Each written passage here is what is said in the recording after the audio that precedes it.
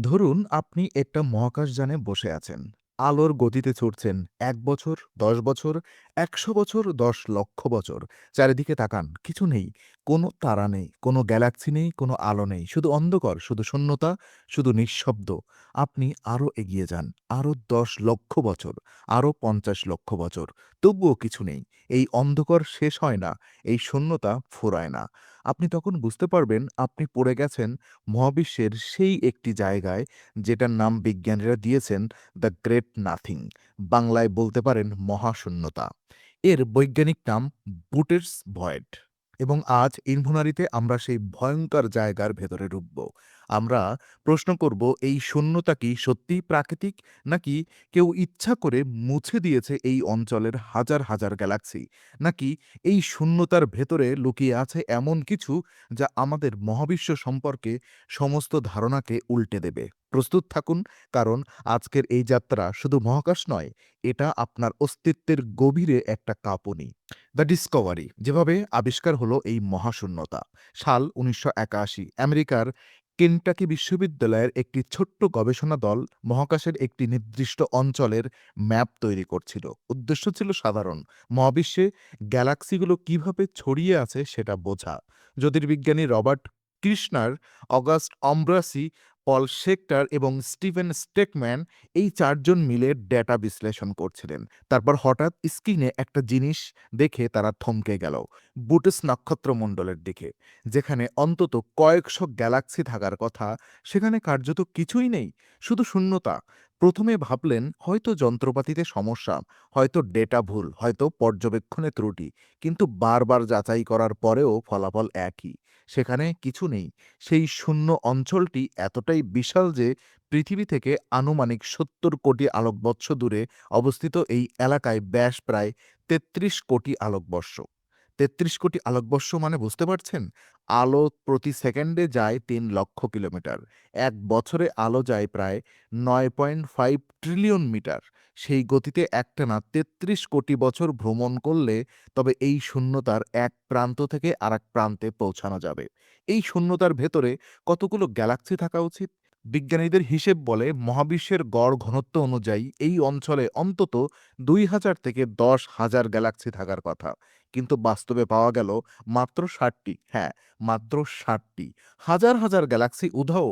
এটা যেন পুরো ভারতবর্ষের মানচিত্র থেকে হঠাৎ করে শুধু বাংলাদেশ, ভারত আর পাকিস্তান রেখে বাকি সব দেশ মুছে গেছে।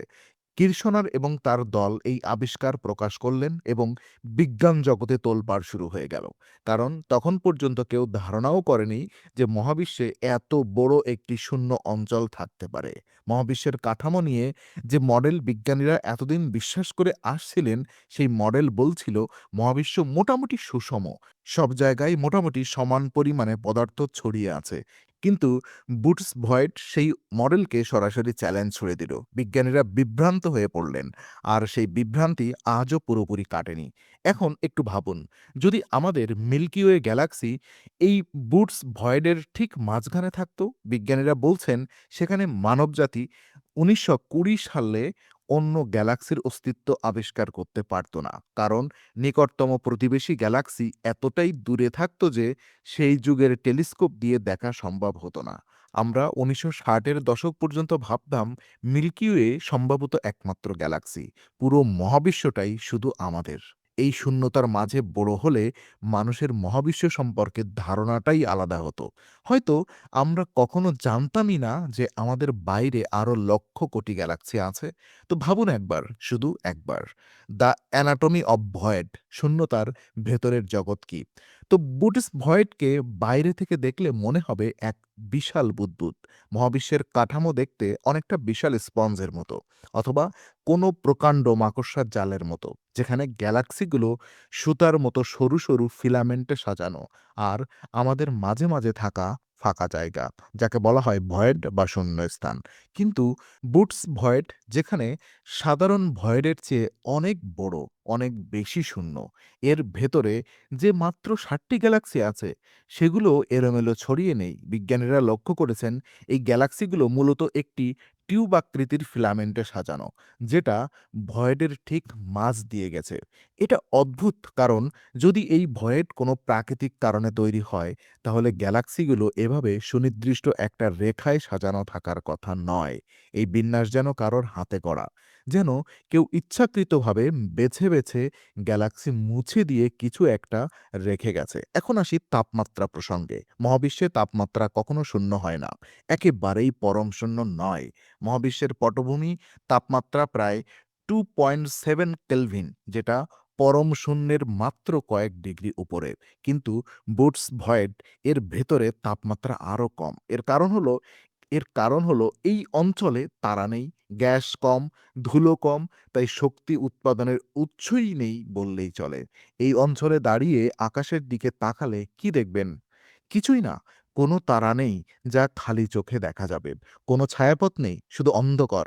পৃথিবীর রাতের আকাশে আমরা যখন তারা দেখি, মনে হয় মহাবিশ্ব কত আলোয় ভরা। কিন্তু বুটস ভয়েডে দাঁড়ালে মনে হবে আলো বলে কিছু নেই। শুধু রাত, শুধু অনন্ত রাত। মনোবিজ্ঞানীরা বলেন, মানুষ অন্ধকারকে ভয় পায়, কারণ অন্ধকারে কি আছে সেটা জানা যায় না। কিন্তু বুটস ভয়েডের অন্ধকারে কিছুই নেই, এটা জানাটা আরো বেশি ভয়েড। কারণ শূন্যতা নিজেই একটা ভয়। এখন আসি একটা গুরুত্বপূর্ণ প্রশ্নে। এই শূন্যতা কি সত্যিই সম্পূর্ণ খালি? না।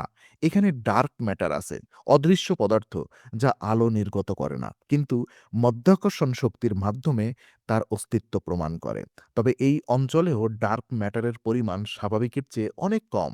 এখানে নিউট্রিনো আছে, অতি ক্ষুদ্র কণা, যারা যেকোনো পদার্থ ভেদ করে যেতে পারে। মজার বিষয় হলো, এই ভয়েডগুলোতে নিউট্রিনো গবেষণা করা সবচেয়ে সুবিধাজনক, কারণ আশেপাশে অন্য কিছু না থাকায় নয়েজ কম। এবং এখানে আছে ডার্ক এনার্জির প্রভাব। ডার্ক এনার্জি হলো মহাবিশ্বের সেই রহস্যময় শক্তি যা মহাবিশ্বকে ক্রমাগত প্রসারিত করছে। এই শূন্যস্থানগুলোতে ডার্ক এনার্জির প্রভাব সবচেয়ে বেশি, কারণ পদার্থ কম থাকায় মধ্যাকর্ষণ দুর্বল। আর তাই ডার্ক এনার্জি এখানে আরো দ্রুত কাজ করতে পারে। মানে এই শূন্যতা ভবিষ্যতে আরো বড় হবে। এই ভয়েড ধীরে ধীরে আরো বেশি গ্যালাক্সিকে তার সীমানা থেকে দূরে ঠেলে দেবে। আজ যে ৬০টি গ্যালাক্সি আছে, কোটি কোটি বছর পরে সেগুলো হয়তো আর থাকবে না। এই শূন্যতা একদিন আরো গভীর হবে, আরো বিশাল হবে, আরো ভয়ঙ্কর হবে। The formulation mystery. কিভাবে তৈরি হলো এই শূন্যতা? বিজ্ঞানের সবচেয়ে বড় প্রশ্নগুলো একটি হলো, বুটস ভয়েড কিভাবে তৈরি হলো? মহাবিশ্বের বয়স প্রায় ১৩.৮ বিলিয়ন বছর। সেই হিসেবে এত বড় একটি শূন্যস্থান স্বাভাবিক প্রক্রিয়ায় তৈরি হওয়া কার্যত অসম্ভব। কেন? কারণ মাধ্যাকর্ষণ শক্তি কাজ করে ধীরে ধীরে, পদার্থ একত্রিত হতে সময় লাগে। কোনো একটি অঞ্চল থেকে এত বিশাল পরিমাণ পদার্থ সরে গিয়ে এত বড় শূন্যস্থান তৈরি হতে ১৩.৮ বিলিয়ন বছরও যথেষ্ট নয় বলে অনেক বিজ্ঞানী মনে করেন। তাহলে এটা তৈরি হলো কিভাবে? প্রথম তত্ত্ব, ভয়েডের একীভূতকরণ। সবচেয়ে গ্রহণযোগ্য বৈজ্ঞানিক ব্যাখ্যা হলো, বুটস ভয়েড আসলে একটি একক শূন্যস্থান নয়। এটি অনেকগুলো ছোট ছোট শূন্যস্থানের সংমিশ্রণে তৈরি হয়েছে। ঠিক যেমন ছোট ছোট সাবান বুদবুদ একত্রিত হলে বড় বুদবুদ তৈরি হয়, তেমনি অনেক ছোট ভয়েড মিলে একটি বিশাল ভয়েড তৈরি হয়েছে। কম্পিউটার সিমুলেশনে এই প্রক্রিয়া দেখানো সম্ভব হয়েছে। কিন্তু সমস্যা হলো, এই সিমুলেশনে যে আকারের ভয়েড তৈরি হয়েছে সেটা বুটস ভয়েডের তুলনায় অনেক ছোট। ৩৩ কোটি আলোকবর্ষ ব্যাসের একটি ভয়েড এখনও সিমুলেশনে সম্পূর্ণভাবে ব্যাখ্যা করা সম্ভব হয়নি। দ্বিতীয় তত্ত্ব, কোয়ান্টাম ওঠানামা। মহাবিশ্বের একেবারেই শুরুতে বিগ ব্যাংয়ের পরপরই পদার্থের বিতরণ একদম সুষম ছিল না। ক্ষুদ্র ক্ষুদ্র পার্থক্য ছিল। কোথাও একটু বেশি পদার্থ, কোথাও একটু কম। এই পার্থক্যগুলো কোয়ান্টাম পদার্থবিদ্যার নিয়ম মেনে তৈরি হয়েছিল। যেসব জায়গায় পদার্থ বেশি ছিল, মধ্যাকর্ষণ সেখানে আরো বেশি পদার্থ টেনে আনলো। তৈরি হলো গ্যালাক্সি, নক্ষত্র, গ্যালাক্সি ক্লাস্টার। আর যেসব জায়গায় পদার্থ কম ছিল, সেখানে মধ্যাকর্ষণ দুর্বল। ডার্ক এনার্জি সেখান থেকে পদার্থ আরো দূরে সরিয়ে দিল। তৈরি হলো শূন্যস্থান। এই তত্ত্ব অনুযায়ী বুটস ভয়েড তৈরি হয়েছিল এমন একটি অঞ্চলে যেখানে বিগ ব্যাংয়ের একদম শুরুতেই পদার্থের পরিমাণ অস্বাভাবিক রকম কম ছিল। কিন্তু সমস্যা একই, এই তত্ত্ব পুরোপুরি ব্যাখ্যা করতে পারে না যে এত বড় শূন্যতা কেন তৈরি হলো। তৃতীয় তত্ত্ব, ডার্ক এনার্জির অসামঞ্জস্যপূর্ণ প্রভাব। কিছু বিজ্ঞানী প্রস্তাব করেছেন হয়তো ডার্ক এনার্জি মহাবিশ্বের সব জায়গায় সমান শক্তিতে কাজ করে না। কিছু অঞ্চলে ডার্ক এনার্জি অনেক বেশি শক্তিশালী, সেখানে পদার্থ অনেক দ্রুত সরে যায়। বুটস ভয়েড হয়তো এমনই একটি অঞ্চল যেখানে ডার্ক এনার্জি বিশেষভাবে শক্তিশালী এবং সেই কারণেই এখানে পদার্থ এত দ্রুত সরে গেছে। যদি এটা সত্য হয়, তাহলে আমাদের ডার্ক এনার্জি সম্পর্কে মৌলিক ধারণাগুলো ভুল এবং সেটা হবে পদার্থবিজ্ঞানের ইতিহাসে অন্যতম বড় বিপ্লব। দ্য এলিয়ান থিওরি, কি কোনো সভ্যতা এই শূন্যতা তৈরি করেছে? এবার আসি সেই প্রশ্নে যেটা হয়তো আমাদের মনে এতক্ষণ ধরে ঘুরছিল। কি কোনো অতি উচ্চ উন্নত সভ্যতা এই শূন্যতা তৈরি করেছে? শুনতে পাগলামি মনে হচ্ছে, কিন্তু কিছু বিজ্ঞানী এবং তাত্ত্বিক পদার্থবিদ এই প্রশ্নটাকে একেবারেই উড়িয়ে দেননি। কারণ হলো বুটিস ভয়েড এর আকার এবং আকৃতি এতটাই অস্বাভাবিক যে স্বাভাবিক প্রকৃতির প্রক্রিয়ায় এটা ব্যাখ্যা করা কঠিন।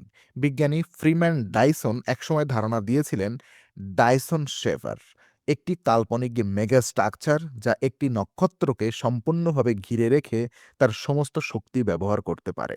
কিন্তু কোনো সত্যতা যদি আরও উন্নত হয়, তারা হয়তো শুধু একটি নক্ষত্রের শক্তি নয়, পুরো একটি গ্যালাক্সির শক্তি ব্যবহার করতে পারে এবং তারও পরে পুরো একটি গ্যালাক্সি ক্লাস্টারে। এই স্তরকে সভ্যতাকে বলা হয় কার্ডাশেভ স্কেল এর টাইপ 3 বা টাইপ 4 সভ্যতা। এখন প্রশ্ন হলো, এরকম একটি সভ্যতা কি শক্তির জন্য গ্যালাক্সি ব্যবহার করতে পারে এমনভাবে যে সেই গ্যালাক্সি আরও দৃশ্যমান থাকে না? হয়তো তারা গ্যালাক্সির সমস্ত পদার্থকে রূপান্তর করে ফেলেছে শক্তিতে, কাঠামোতে বা এমন কিছুতে যা আমরা এখনো বুঝতে পারি না। হয়তো বুটিস ভয়েড হলো এরকম কোনো অতি সভ্যতার ব্যবহৃত অঞ্চল যেখানে তারা হাজার হাজার গ্যালাক্সির শক্তি শুষে নিয়েছে। এই তত্ত্বের সবচেয়ে বিতর্কিত সংস্করণটি বলে হয়তো এই সভ্যতা পুরো অঞ্চলটিকে একটি বিশাল কম্পিউটার হিসেবে ব্যবহার করছে, কারণ মহাকাশের ঠান্ডা পরিবেশে কম্পিউটার সবচেয়ে দক্ষতার সাথে কাজ করতে পারে এবং একটি বিশাল শূন্য অঞ্চলে যেখানে তাপমাত্রা প্রায় পরম শূন্যের কাছাকাছি, সেখানে একটি কোয়ান্টাম কম্পিউটার চালানো হয়তো সবচেয়ে কার্যকর। এই ধারণাকে বলা হয় ম্যাট্রিয়স্কা ব্রেন থিওরি। কি গা শিউরে উঠছে? উঠুক, কারণ এই প্রশ্নটা শুধু কল্পনা নয়, এইটা বিজ্ঞানের একটি বৈধ অনুমান। যদিও এখনো কোনো প্রমাণ নেই, কিন্তু প্রমাণের অনুপস্থিতির প্রমাণ নয়। আমরা এসিটিআই দিয়ে বহিজাগতিক সংকেত খুঁজছি, কিন্তু কখনো কি বুটিস ভয়েডের দিকে মনোযোগ দিয়ে শুনেছি? যদি কোনো সভ্যতা যেখানে থাকে, তাদের সংকেত আমাদের কানে পৌঁছাতে লাগবে ৭০ কোটি বছর। মানে আমরা যদি আজ সংকেত পাই, সেটা পাঠানো হয়েছিল যখন পৃথিবীতে বহুকোষী প্রাণী তৈরি হয়নি। এই স্কেলটা একবার অনুভব করুন। দ্য ডার্ক ফিজিক্স, অন্ধকার পদার্থবিদ্যার রহস্য। বুটিস ভয়েড শুধু জ্যোতির্বিজ্ঞানের প্রশ্ন নয়, এটা পদার্থবিজ্ঞানের মৌলিক প্রশ্নগুলোকে সামনে নিয়ে আসে। মহাবিশ্বে মোট পদার্থ ও শক্তির মাত্র ৫% হল সাধারণ পদার্থ, যা আমরা দেখতে পাই, স্পর্শ করতে পারি। বাকি ২৭% হল ডার্ক ম্যাটার, অদৃশ্য কিন্তু মধ্যাকর্ষণের মাধ্যমে প্রভাব ফেলে। এবং বিশাল ৬৮% হল ডার্ক এনার্জি, যার প্রকৃতি সম্পর্কে আমরা প্রায় কিছুই জানি না। বুটিস ভয়েড এই ৩টা জিনিস নিয়েই গুরুত্বপূর্ণ তথ্য দিতে পারে। তো ডার্ক ম্যাটার গবেষণায় বুটিস ভয়েড। তো ভয়েডগুলোতে ডার্ক ম্যাটার কম থাকে, কিন্তু শূন্য নয়। এই কম পরিমাণের ডার্ক ম্যাটার পর্যবেক্ষণ করা সহজ, কারণ আশেপাশের অন্য পদার্থের নয়েজ নেই। বিজ্ঞানীরা ডার্ক ম্যাটারের অস্তিত্ব বোঝেন এর মধ্যাকর্ষণ প্রভাব থেকে। গ্যালাক্সির ঘূর্ণন গতি, আলোর বাঁকানো, বুটিস ভয়েডের এই পর্যবেক্ষণ আরও পরিষ্কার। ওদিকে ডার্ক এনার্জি গবেষণায় বুটিস ভয়েড। মহাবিশ্বের প্রসারণ ত্বরান্বিত হচ্ছে। এই আবিষ্কারের জন্য ২০১১ সালে নোবেল পুরস্কার দেওয়া হয়েছিল। ডার্ক এনার্জি এই ত্বরণের কারণ, কিন্তু এটা ঠিক কিভাবে কাজ করে সেটা জানা নেই। ভয়েডগুলো, বিশেষত বুটিস ভয়েড, ডার্ক এনার্জির ল্যাবরেটরি হিসেবে কাজ করে, কারণ এখানে সাধারণ পদার্থের প্রভাব ন্যূনতম। তাই ডার্ক এনার্জির প্রভাব বিশুদ্ধভাবে পর্যবেক্ষণ করা যায়। লামডা সিডিএ মডেল পরীক্ষা, আধুনিক মহাজাগতিক বিজ্ঞানের মানদণ্ড model. Lambda cold dark matter বা এসিডিএম মহাবিশ্বের গঠন ব্যাখ্যা করে। বুটিস বয়েড এই মডেলকে চ্যালেঞ্জ করে। মডেল বলে এত বড় শূন্যস্থান হওয়া উচিত নয়, কিন্তু আছে। এই পার্থক্য বোঝানোর জন্য বিজ্ঞানীরা মডেলে নতুন উপাদান যোগ করেন। এই প্রক্রিয়াতে বিজ্ঞান এগিয়ে যায় এবং বুটস ভয়েড এই এগিয়ে যাওয়া একটা বড় চালিকা শক্তি। এক্সিস্টেন্সিয়াল পার্সপেক্টিভ এই শূন্যতা আমাদের কি বলে? বিজ্ঞান থেকে একটু সরে আসি, একটু ভাবি দার্শনিকভাবে। বুটিস পয়েন্ট আমাদের কি শেখায়? প্রথমত, আমরা কতটা ক্ষুদ্র। মিল্কিওয়ে গ্যালাক্সি প্রায় ১,০০,০০০ আলোকবর্ষ প্রশস্ত। আমাদের সৌরজগৎ এই গ্যালাক্সির একটি কোণে, প্রায় ২৭,০০০ আলোকবর্ষ দূরে কেন্দ্র থেকে। সৌরজগৎ পৃথিবী একটি ছোট্ট পাথরের টুকরো। পৃথিবীতে মানব সভ্যতা মাত্র কয়েক হাজার বছরের, এবং আপনি এই বিশাল মহাবিশ্বের মাপকাঠিতে একটি পরমাণুর চেয়েও ছোট। এটা হতাশার কথা নয়, এটা বিস্ময়ের কথা। কারণ এই ক্ষুদ্র প্রাণী, আপনি এই বিশাল মহাবিশ্বকে বোঝার চেষ্টা করছেন। ৩৩ কোটি আলোকবর্ষ দূরে একটি শূন্যস্থান নিয়ে আপনি ভাবছেন। এটা কি অসাধারণ নয়? দ্বিতীয়ত, শূন্যতাও তথ্যবহুল। আমরা সাধারণত মনে করি যেখানে কিছু নেই সেখান থেকে শেখার কিছু নেই। কিন্তু বুটস ভয়েড প্রমাণ করে শূন্যতাও কথা বলে। যেখানে গ্যালাক্সি নেই সেখানে থেকেই আমরা ডার্ক এনার্জি শিখছি, নিউট্রিনো শিখছি, মহাবিশ্বের কাঠামো শিখছি। অনুপস্থিতি নিজেই একটি উপস্থিতি। যদি বুটস ভয়েডের ব্যাখ্যা খুব সহজ হতো, বিজ্ঞানীরা তা নিয়ে এত গবেষণা করতেন না। এই রহস্য, এই অজানা মানুষকে প্রশ্ন করতে বাধ্য করে, আর প্রশ্ন থেকেই জ্ঞান, আর জ্ঞান থেকেই সভ্যতা। তাই বুটস ভয়েড শুধু মহাকাশের একটি শূন্যস্থান নয়, এটা মানবজাতির কৌতূহলের প্রতীক। এটা আমাদের মনে করিয়ে দেয় মহাবিশ্ব এখনও আমাদের কাছে অনেক রহস্য লুকিয়ে রেখেছে, এবং সেই রহস্য উন্মোচন করা আনন্দই বিজ্ঞানের আসল পুরস্কার। তো আজ আমরা একটা দীর্ঘ যাত্রা করলাম, পৃথিবী থেকে শুরু করে মহাবিশ্বের সবচেয়ে ভয়ঙ্কর শূন্যস্থান পর্যন্ত। আমরা দেখলাম বুটস ভয়েডের একটি সংখ্যা নয়, একটি অনুভূতি। এটা সেই অনুভূতি যখন আপনি উপলব্ধি করেন মহাবিশ্ব আপনার বোঝার চেয়ে অনেক বড়, অনেক বেশি জটিল, অনেক বেশি রহস্যময়।